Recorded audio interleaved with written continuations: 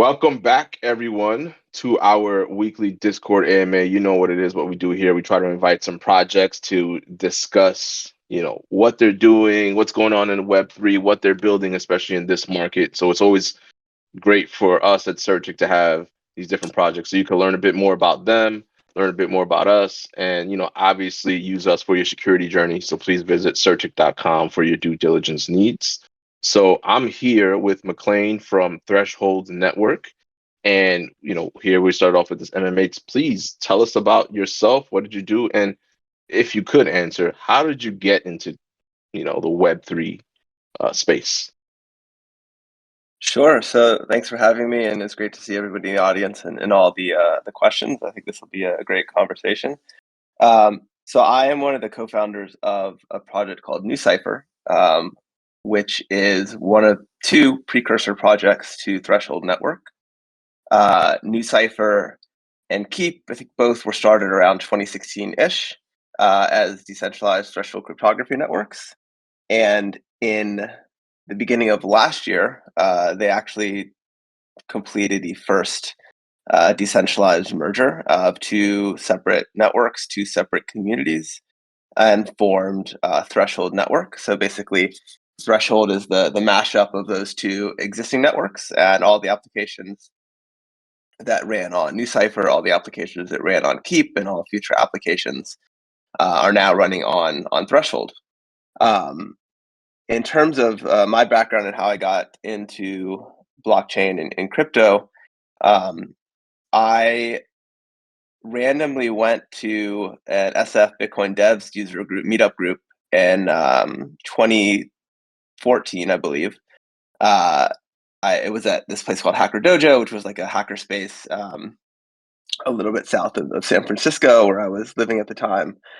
And there were six of us, so it kind of shows you how far the space has come. I'm sure if you went to the equivalent meetup in San Francisco today, maybe it's pulled back a little bit because of the bear market, but surely there'd be a heck of a lot more than six people. And the six people were me, Michael Agorov, who co-founded NewCypher with me and later went on to start Curve, the stablecoin swap exchange. One of the co-founders of Dfinity, one of the co-founders and early contributors of Cosmos and Tendermint, and just retrospectively, like a really excellent group of people that I was very fortunate to get into the space with. And ever since then, just sort of fell down the rabbit hole and have become obsessed with crypto and this idea that we can build things that are essentially just like perpetual protocols that don't depend on any individual or any centralized entity to sort of keep going, and that can theoretically sort of persist and live longer than its original creators. Awesome. You definitely have a in-depth, Awesome. let's say, background. Awesome with the background. Sorry, my thing cut out for a moment, so apologies about that. So I wanted to get into, you said you entered in 2014, and a lot of people kind of think, when they think crypto or Web3, the first thing that comes to their mind, obviously, BTC and Bitcoin. So understand there's TBTC. So can you explain the current state of TBTC and its progress towards a fully decentralized, permissionless minting model?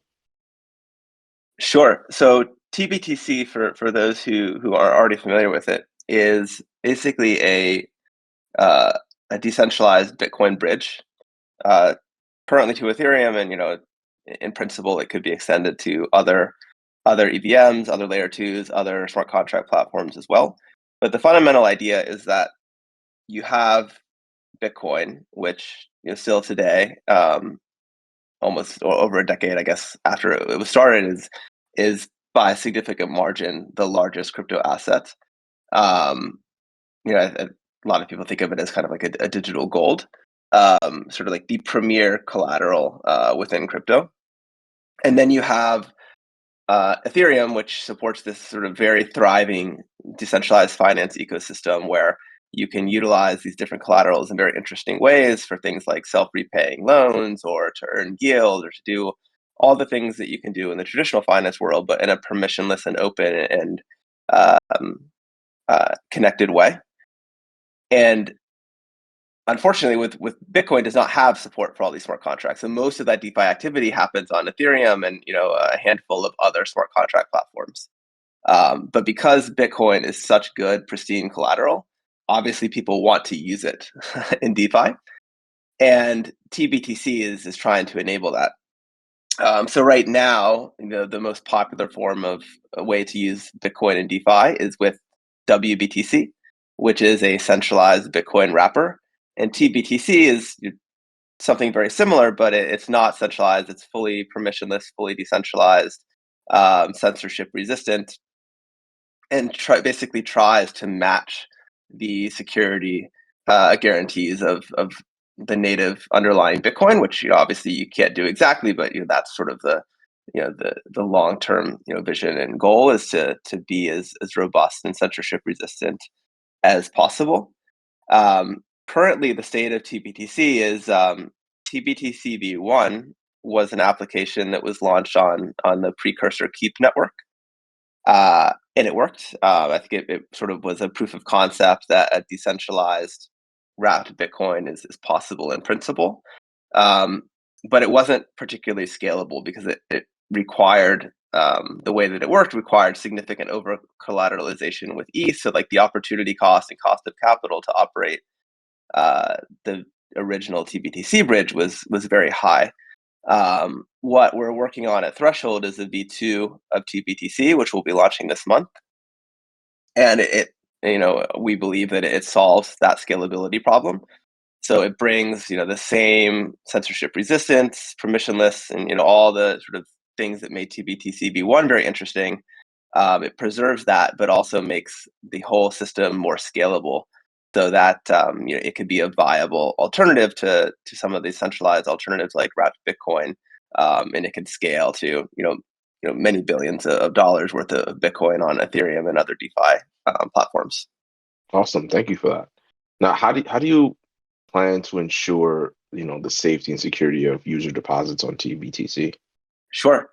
So the way that V1 worked was basically the way that, well, maybe let me explain how TBTC in general works. So instead of a central Oh, custodian, like with wrapped Bitcoin, basically the way that it works is you have some Bitcoin, you send that Bitcoin to a company called BitGo, they custody that Bitcoin for you, and they give you back a token on Ethereum called WBTC.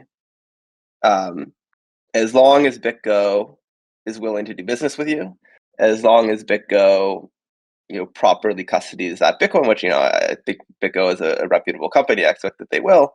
But as long as that all works, like theoretically, one WBTC can be redeemed back for one native Bitcoin, but everything has to go through BitGo. So that's in my view is sort of a decentralization and censorship resistant purist. That's why I got interested in Bitcoin in the first place. Like I think we can do better than that. And so what TBTC does is it replaces that centralized custodian with a decentralized network of nodes, and then uses threshold cryptography to basically replace that function of that custodial function and the minting function and the redemption function as well. So instead of relying on the centralized custodian, you can instead outsource all of that logic and all of those responsibilities to a decentralized network that is permissionless to join and to operate one of these nodes. And the way that V1 guaranteed security and the way that V2 guarantees security are a little bit different. V1, as I said before, required all of those nodes to over collateralize with ETH, which obviously gave you very strong economic guarantees that even if something goes wrong, like you can liquidate the ETH and make the Bitcoin depositors whole. The issue was that just the opportunity cost was very high, so not many people wanted to operate these nodes because they had to put up so much ETH. And what V2 does is it gets rid of that ETH collateralization requirement and instead greatly expands the signer set. So instead of a set of three nodes custodying Bitcoin like in V1, you have sets of 100 nodes, and it relies on an honest majority assumption. And then it also has kind of a decentralized Safu fund, so like almost like a decentralized insurance backstop called coverage pools in case something with one of the wallets does go wrong. You can recover with that ultimate insurance backstop. So basically, kind of the innovation of TBTC v2 that allows it to scale is that we fall back on this honest majority assumption, which is the same underlying assumption that underpins most blockchains in the first place. So you need a Byzantine fault tolerance. You can't have over some certain threshold of malicious miners, and we make that same assumption for v2. That as long as we have most of the nodes in the network are doing their job properly, then everything will function correctly. Gotcha. So you got a little bit into ETH in there. So like, how does TBTC plan to compete with other decentralized like BTC ETH bridges currently in the market, right? Like such as Sure. REN BTC and WBTC. Sure. So the current bridges in the market are all, other than TBTC v1, which is being sunset with the launch of v2, are all centralized multi-sig bridges. So WBTC is a centralized multi-sig bridge primarily operated by BitGo and in a consortium of others. REN BTC was also a centralized bridge operated by the REN team, and unfortunately, with the collapse of FTX and Alameda had previously purchased or acquired REN. So with sort of the collapse of FTX and Alameda, that the REN bridge has been turned off, and we'll see what happens. But unfortunately, it looks like a lot of the assets that are remaining in the bridge are going to sort of get sucked into the vortex of the FTX Alameda liquidation. So unfortunately, there is the only alternative right now, really, to bridge Bitcoin to Ethereum and DeFi is WBTC, which is permissioned. So you have to do KYC, and basically BitGo has to be willing to work with you as a customer to mint Bitcoin for you. So right now there actually is no viable permissionless Bitcoin bridge that has any meaningful adoption now that REN has been turned off. So we think this is a very good opportunity for TBTC to launch, or the V2 of TBTC to launch this month, because all of a sudden there is this vacuum that we feel very confident that TBTC will be able to fill. So that's the short term. I think there is just no alternative. And then in the long term, I think we just want to prove that TBTC is a robust, more decentralized, more censorship resistant version of WBTC. Take market share from them, and then ideally, I think in the really long term, start to convince large Bitcoin holders that previously never would have considered bridging Bitcoin to Ethereum or to other chains, that TBTC is sufficiently decentralized, sufficiently censorship resistant, that they can do that comfortably and start to move Bitcoin over that has never moved off of the native chain previously. Got it. So with the launch that you're mentioning, could you share any details regarding any potential partnerships or collaborations for TBTC? Like, are there any established or plans to establish some in the DeFi ecosystem?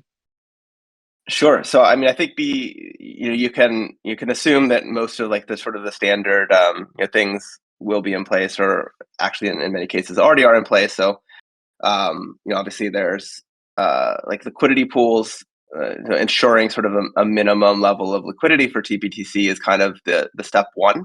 So that will unlock a lot of other integrations and a lot of other use cases. But there's currently a TBTC V2 pool on Curve, which we've obviously, given that Michael is one of the co-founders of NewCypher, we've been able to work pretty closely with them on getting that set up. Unfortunately, with the deprecation of REN BTC, all the REN BTC pools on Curve are being deprecated. So we've had to redeploy a new TBTC pool that doesn't have REN exposure. So there is a brand new pool that just got deployed for TBTC, SBTC, and WBTC. That should, I think, have a gauge on it probably, pending what the Curve DAO decides to do. So that will be eligible for CRV and CBX emissions for people who want to LP and earn a yield on their Bitcoin. And then you can imagine, probably very similar pools on, a lot of the other AMMs. I think there's going to be opportunities for people to lend out their TBTC, to earn interest, to borrow against their TBTC, as well. I think that's a very interesting use case. So, if you have a bullish view on Bitcoin, but you need near-term liquidity, but you don't want to sell and incur a tax liability, you can instead borrow against Bitcoin, using TBTC. There's another interesting project called Threshold USD that's being built on top of TBTC v2 that allows you to do just that. So basically, it's essentially a variant of Liquidity and LUSD, for folks who are familiar with that, where you can mint a stable coin against your TBTC. It's basically a Bitcoin over collateralized stable coin. So this is basically a way to borrow against your Bitcoin holdings, which I think is very interesting as well. Awesome. Now, we had a question about like scalability. How does TBTC plan to address any scalability concerns and ensure a smooth user experience on the network? Sure. So, I think the main scalability roadblock and obstacle for V1 was that ETH collateralization. So, if you wanted to be a signer to mint TBTC, and operate a node on the network, you had to post 1.5x in ETH collateral, which is very, very expensive. V2 completely removes that requirement. So the opportunity cost of operating a node and having minting capacity for TBTC is massively increased. So really, I think like there almost is no meaningful scalability limit to TBTC v2. All signers have to do is they have to stake T tokens and operate a node, but there is no sort of as they mint more TBTC, like there's no linear. They don't have to continually post more and more collateral in ETH or any other token. So the model is very, very scalable. So could you go into a little bit on the updates on progress of TBT's integration into some popular DeFi protocols, such as like MakerDAO or Compound? What's going on over there? Sure. So those generally those larger protocols like Maker, Compound, Aave, etc., have sort of minimum liquidity requirements. So our first step once the V2 bridge launches this month will be just to get liquidity up as much as possible and establish a track record. So like the first, the initial focus for the DAO, and specifically the Integrations Guild of the DAO, which is community members that are focused on these sort of ecosystem integrations, will be to build that liquidity on Curve, on Uniswap, on other AMMs. And once that's there, then it starts to become potentially more interesting for these other protocols that would use TBTC as collateral, like Maker, Compound, etc. So that the liquidity piece is kind of the gating factor there, which obviously like we can't do at the moment because the bridge isn't launched. But as soon as the bridge is launched, obviously the focus will be on building liquidity, and then once that's done, we'll be able to to start having like legitimate proposals to some of these more established larger protocols like Maker and Compound. Interesting. Now, I know that there's a bit of curiosity around mentors and guardians. So, would you be able to speak to the role of mentors and guardians in the optimistic minting process? How are they selected and vetted? Sure. So the way that TBTC works is you have both decentralized custody and decentralized minting of like the tokenized representation of that Bitcoin. So the Bitcoin, when it's deposited on the native Bitcoin chain, is custodied by threshold T token stakers and nodes on the network. And then initially, when TBTC launches this month, the decision of whether, like basically, like there will be a set of minters who are initially a permission set of other large DeFi DAOs, which haven't been announced yet. But these DAOs will be operating a minting bot that will basically watch to see yes or no, has Bitcoin been deposited on the Bitcoin side? And if yes, we will approve a mint of a TBTC token on the ETH side. And then to prevent like a rogue minter or a malicious minter from basically falsely claiming that Bitcoin has been deposited and then like fraudulently minting fake TBTC, there is also a guardian role.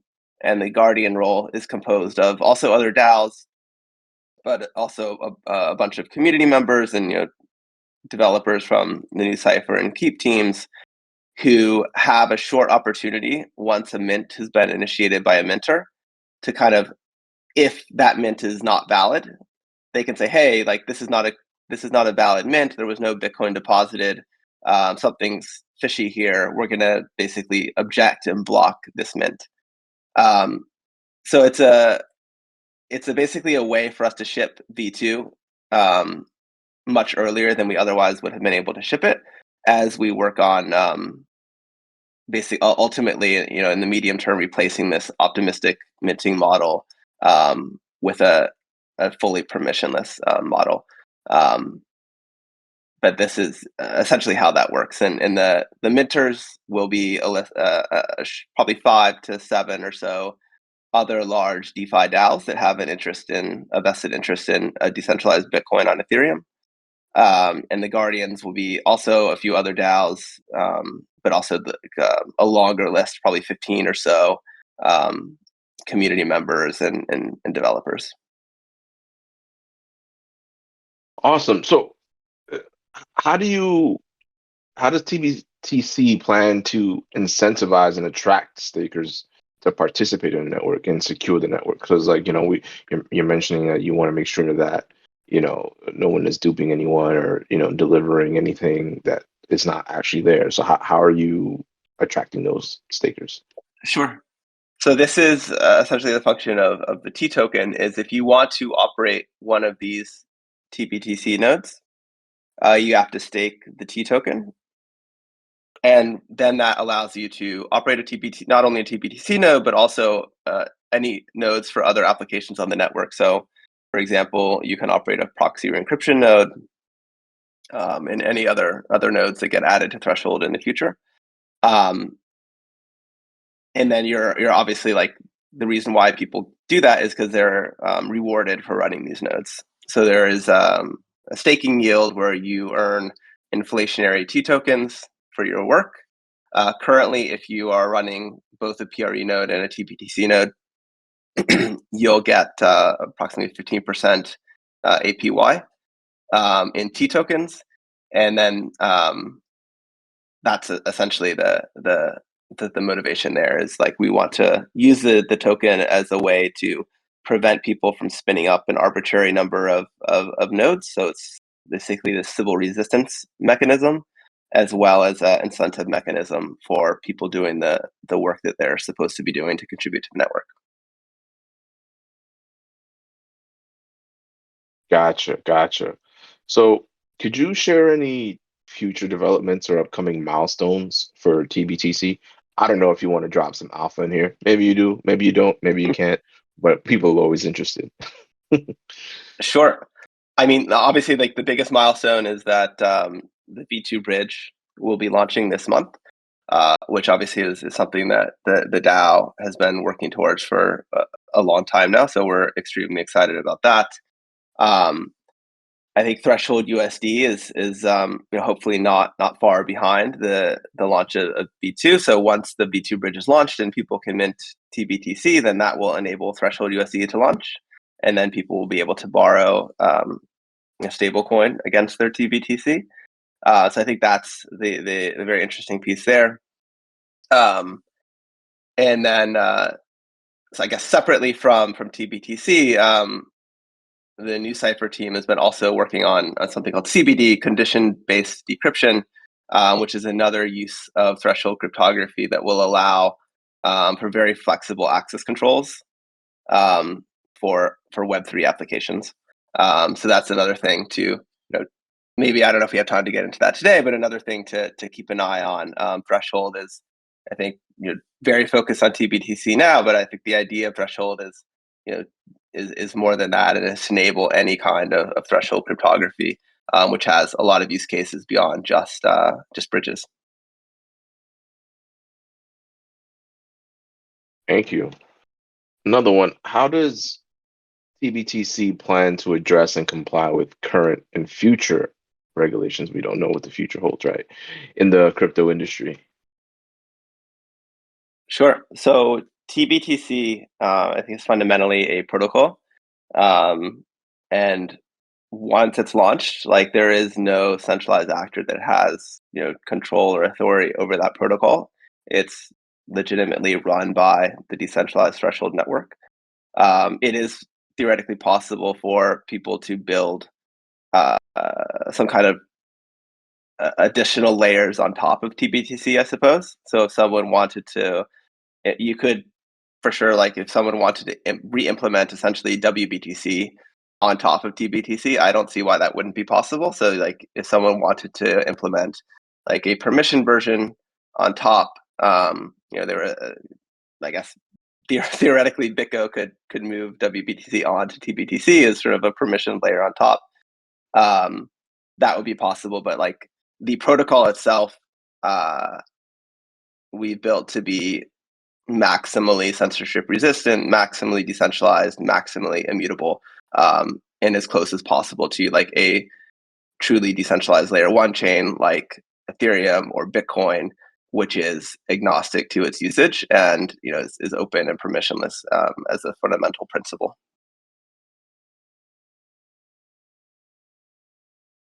Now, just trying to think here.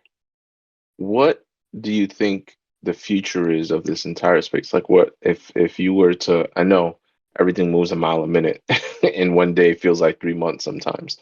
But what do you envision the future being for DeFi and, fully decentralized world?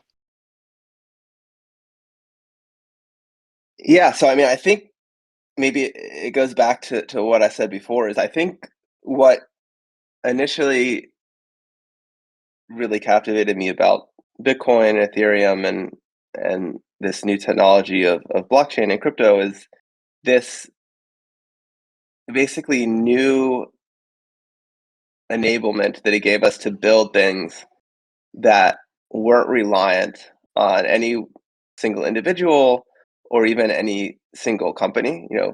Individuals, they come and they go, they they retire, they die eventually. The same thing happens ultimately to companies. So I guess theoretically companies are a little bit more persistent than individuals. They can theoretically last longer. They can survive churn of employees and executives. But ultimately, companies also go bankrupt. They also get acquired. They also go away. Um, what's interesting about blockchains and decentralized networks is that theoretically, and obviously it's almost only a decade old, so, like, a lot of this needs to be proven. But theoretically, we can build things that basically break that kind of temporal bond, and that could persist for very, very long periods of time.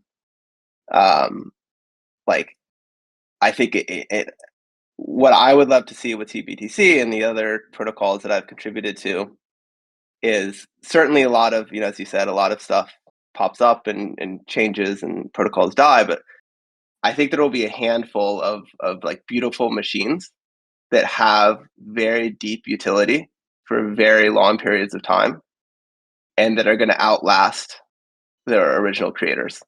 So I think, Bitcoin has a shot at that. Ethereum has a shot at that. Potentially TBTC has a shot at that if we can kind of marry Bitcoin and Ethereum. And then these protocols will persist for, potentially generations. They'll be used by my kids, my grandkids, all of our great grandkids potentially. And none of the original people who created them or used them will even be around. And I think that is a very new thing. Like, these will be protocols that are completely, you know, agnostic politically. Like, they aren't capturable by any special interest group. They're just things embedded in code that work in a particular way, and you have clear transparency and visibility into how they work. And I think that is, whether or not like the financial system fully migrates to these systems, I think it's an important and beautiful thing to have that as an alternative rails, at a minimum. Maybe we'll shift entirely to these things, but I think it's important that we have this as kind of a safeguard against capture by special interests or capture by governments or people that don't necessarily have anyone but their own interests at heart. Yeah, thinking about laying the foundation for the future, it always feels like a scary proposition, especially when, as you mentioned, you're like, I might not even be around for this groundbreaking work that we're trying to do right now. But being able to know that in the future it'll be useful, right? That's always like the interesting part. But at the same time, I still find it to be a little scary though. For sure. Yeah, I mean, like, Um, yeah, if what I said is a viable possible future, like that's also a lot of responsibility, right? You want to take your time to get these things right, and not ship something that is fundamentally broken.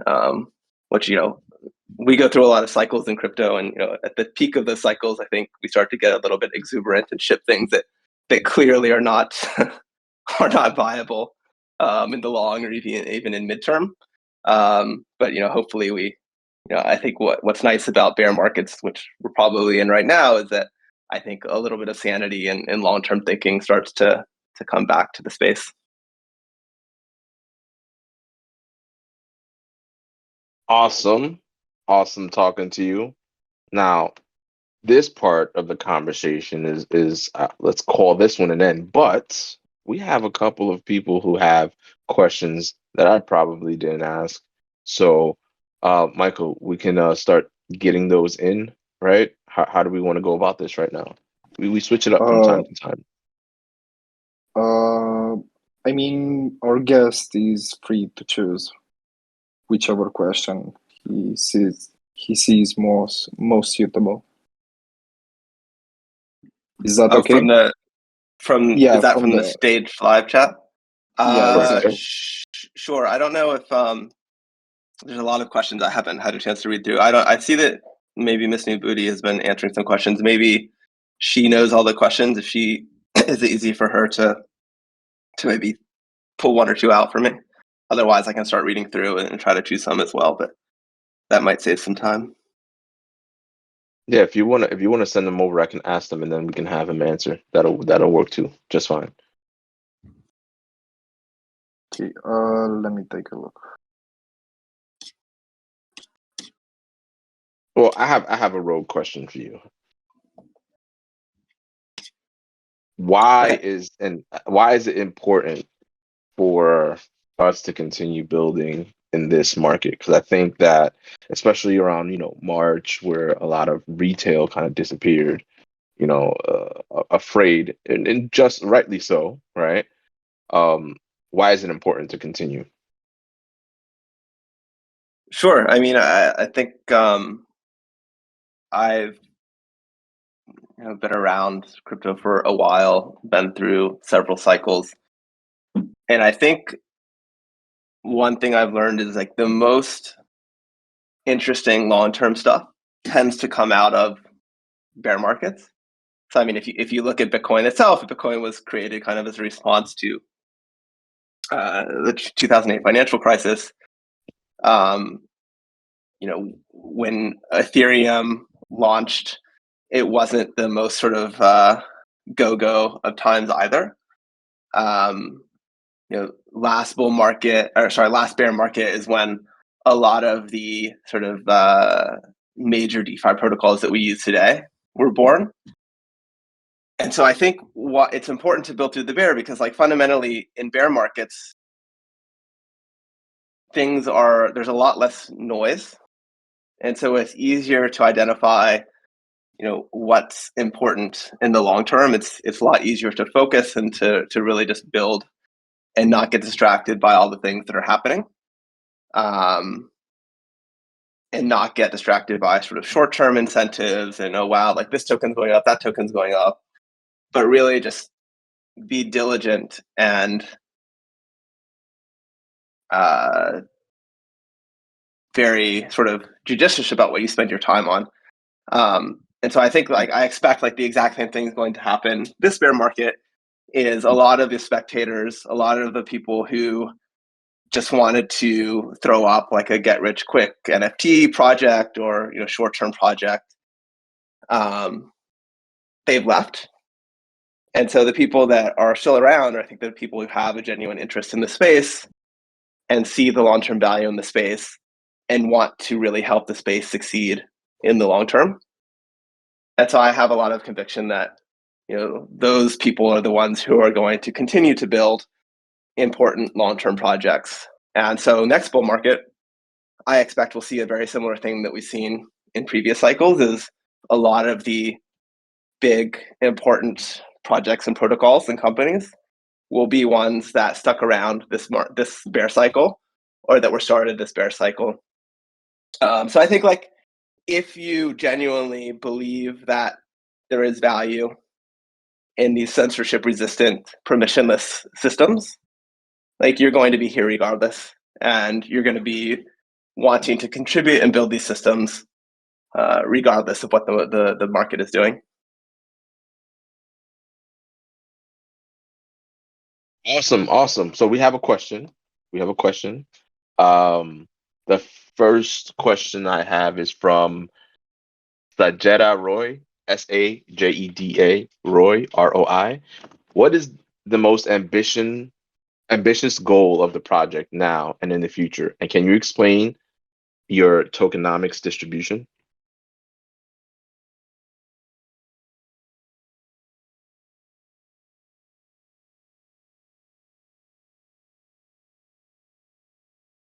Just to repeat, from Sajeda Roy, what is the most ambitious goal of your project now and in the future? And can you explain how your tokenomics distribution works? Sure. So to take the second part first, the way that the tokenomics and the token distribution for Threshold and T worked is that half of the initial supply went to, basically the initial supply was split equally between new Cipher and Keep token holders.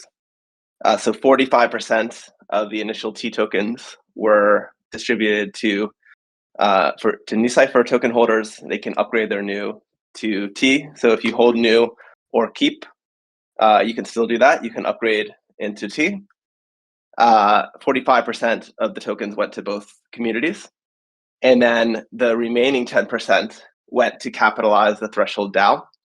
So that's an on-chain treasury that is controlled by token holders. And the DAO has a couple subcommittees or sub DAOs, the Marketing Guild, the Integrations Guild, the Treasury Guild, who are responsible for various functions within the DAO and within the network. And they receive a budget from that on-chain treasury, and collectively the token holders can basically deploy that on-chain treasury however they wish. I think ideally in ways that benefit the long-term success and health of the network. And then there's also ongoing inflation in T tokens, which I mentioned before, which goes to T stakers who are running nodes for the network. I think the long-term vision for Threshold, maybe I'll focus on the long-term vision for TBTC, since that was the focus of the conversation today.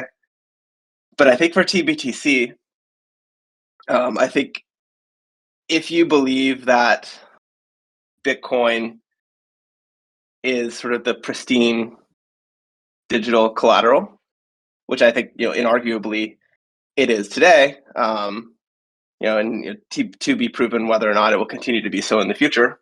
But I think that's a legitimate possibility.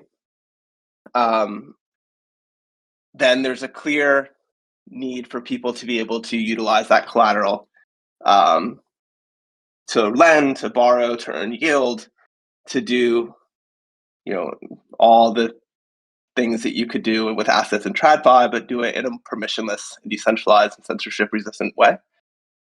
So right now, if you hold Bitcoin, basically you either have to bridge it with WBTC, so you have to have the permission of BitGo, or you generally use a lot of these centralized lending platforms like BlockFi or Celsius, or these centralized lending desks to earn a yield on that crypto, on that Bitcoin. And obviously, as we've seen with this last cycle, that hasn't turned out particularly well.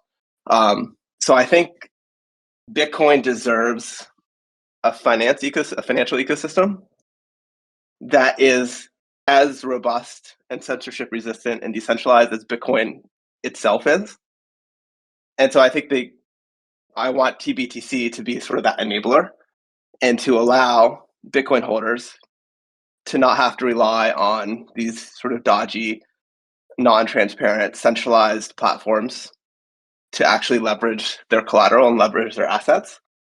And so I basically view TBTC as that long-term enabler of sort of really delivering the financial ecosystem that Bitcoin deserves to Bitcoin.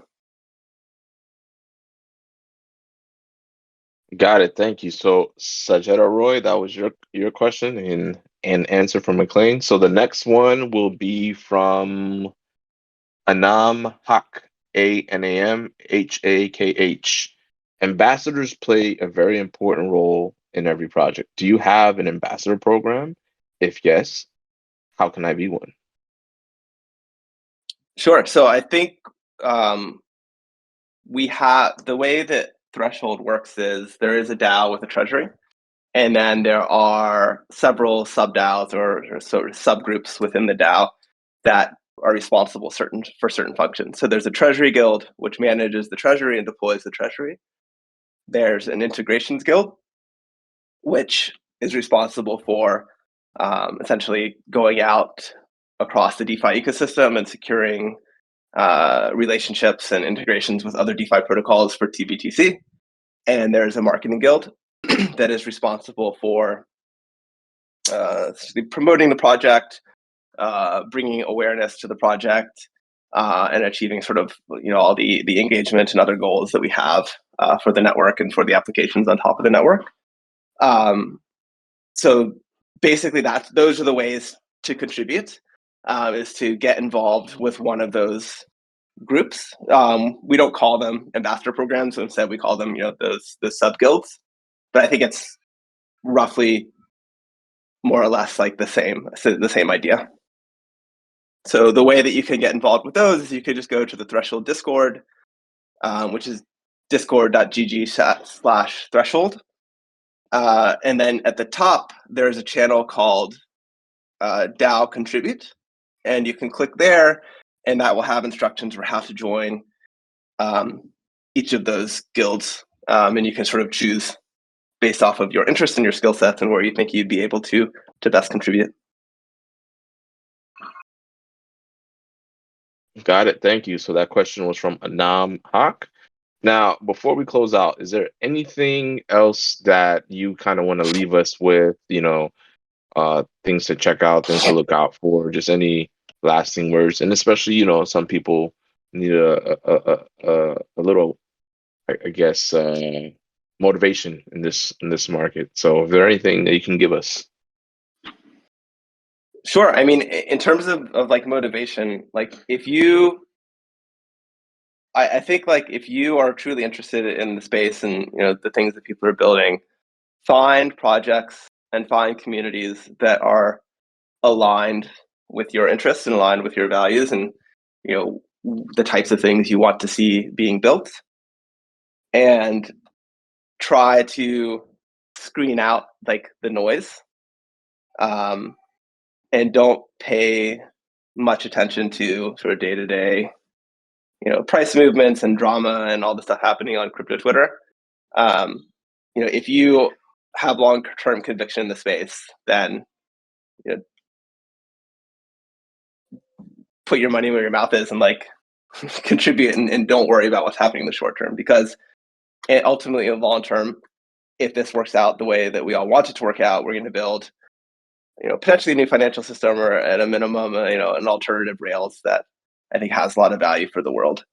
In terms of like specific action steps, if like what we've talked about today with TBTC and Threshold resonates with you and is interesting to you, we'd love to have you all join our community and get involved, whether that's with one of the guilds, or as a TBTC user, or as a Threshold staker and node operator.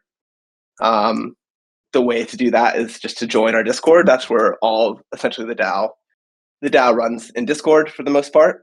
And we'd love to have you there and point you in the right direction once you're in there. Guys, so you heard it here first. Thank you, McLean, for joining us. It was very informative. And please go ahead and make sure that you follow Threshold Network and see what they're building over there. Just make sure to, check out the Discord if you're interested in learning a bit more. Obviously, follow them on Twitter as well. And also, a couple of reminders for everyone who's still here. We have a Twitter Spaces in 3 hours on our CertiK community Twitter, so please check that out.